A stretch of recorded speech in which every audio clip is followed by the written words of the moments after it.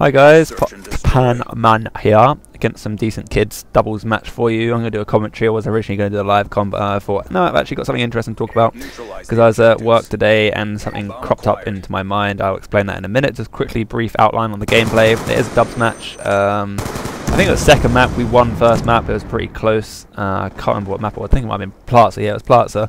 And we won that like 6-5. It was really tight. And these kids were playing pretty good. They're like 1k, 7k or something like that. So they're high ranked and all that. And we put them in their place. So enjoy the gameplay. I'm going to talk about something a little bit different though. Well, it's not really that different.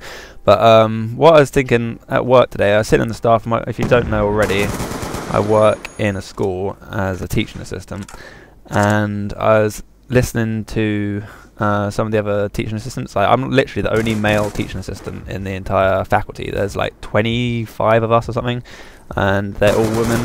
And you might think that's great because I'm like, yeah, young man full of women on his faculty, but no, they're all like 40 odd, which is fine because I get an interesting perspective on life listening to their conversations when I'm in the staff room. One of the conversations today happened to be about their children because, you know, if there's one thing that women like to talk about is their kids, and they were talking about their kids again, and they were saying like how games can affect them, and a couple of them were saying, oh yeah, I don't let my kids play like on the computer for more than half an hour or whatever, and something ridiculous, and trying to protect their kids from gaming and stuff. And one of them was like, yeah, my kid, he like plays Minecraft for hours and hours, and he's like on Skype to his friends, and they're all in like this little like community hub thing going on in Skype where everyone's like chatting. And I was just thinking, yep, that's me. I didn't say anything because, you know, I don't know, maybe I should have spoken up for the gaming community, but I just, you know, kind of outnumbered, like I say already. So I just let him get on with it. So yeah, she was basically making the point that she thought that her kid was wasting his life, talking to his friends and that on Skype, and playing games basically, and just losing touch with reality basically, which I know is kind of an extreme view. But I guess she has a point because from my experience, not that I've lost touch with reality, I'm not going crazy or anything, but life does kind of pass you by a bit when you're playing games. You know, like I work, I get home about 3:45 or whatever every day, and then I pretty much just play games. Sometimes I go out, but not very often, or very rarely actually, but mainly because I don't have any friends that live down here. All my friends are like, apart from like 2 friends pretty much live around here. All my other friends are like at uni or whatever, like, or from uni, so they live like on the other side of London for me, so I don't really see them. So it's just much easier for me.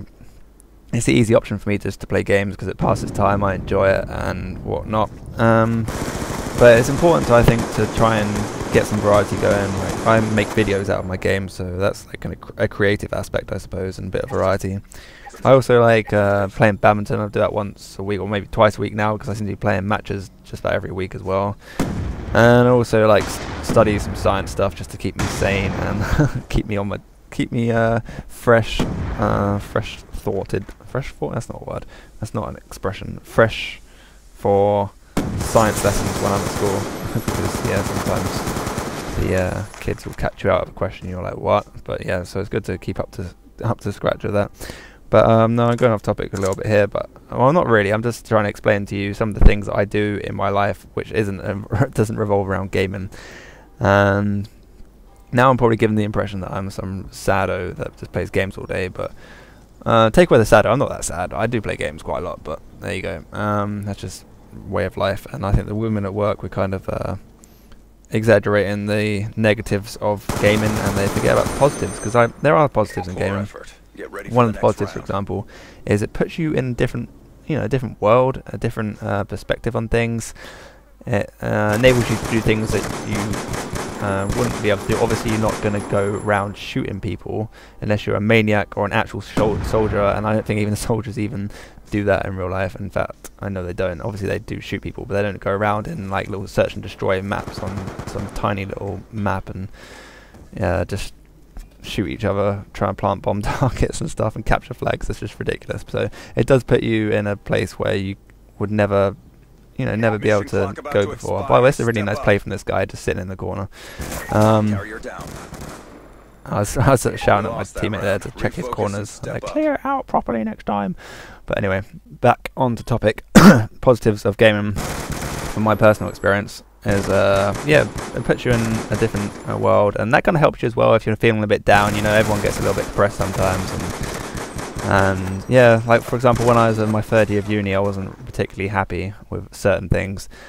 And I was a bit pissed off with this and that, and I played a lot of Fallout 3 at that time. That's when I first, like the first time I played Fallout 3, and I absolutely loved the heck out of that game because it put you in a different world. You could just forget about anything that's bothering you at all in real world, and just like, you know, go around the wasteland shooting stuff. And that did, like, I don't know, it just kept me happy when I was playing that game. And so that's another sort of positive of playing games. Obviously, like I said, it's like easy accessible. It's easier to play a game than it is trudging to the pub, because like the pub I go to with my friend is like miles away, literally miles away. I have to drive over there. My friend is like 25 minutes away.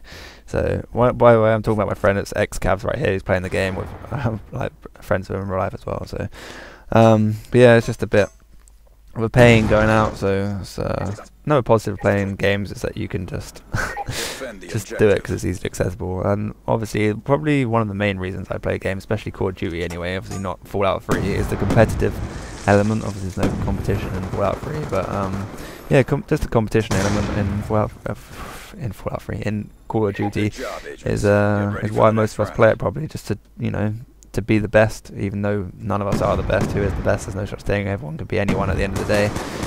But yeah, so there's plenty of positives to that game, and I'm sure there's others, but I can't bother to think of them at this moment in time.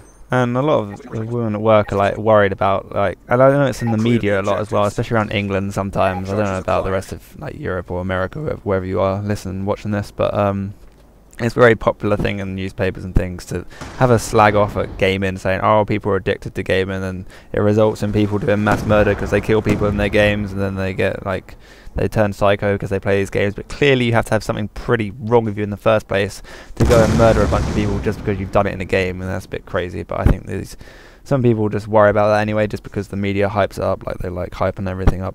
But anyway, my point is that I don't think, well, in some extreme cases, of course, there's going to be addictions to games and stuff. There can be addictions to anything. At the end of the day, you could be addicted to coffee, which I pretty much am addicted to coffee.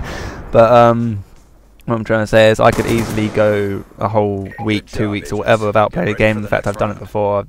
Like, I don't know, just at the beginning of the month, I literally didn't play any GBs the first 2 weeks of January because I just got a bit fed up with the game and didn't play it, basically.